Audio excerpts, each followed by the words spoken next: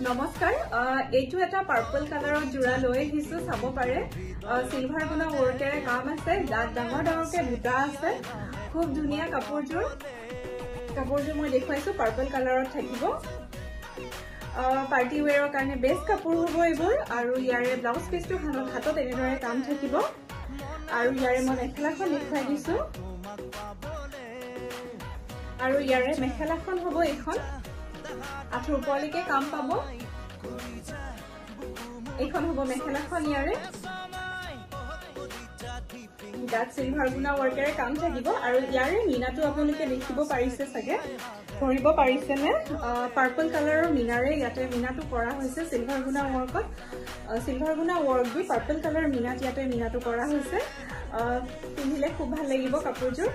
যদি আপোনালোকৰ পছন্দৰ ভিতৰত পৰিছে আমাক স্ক্ৰীনশ্বট লৈ যোগাযোগ কৰিব ধন্যবাদ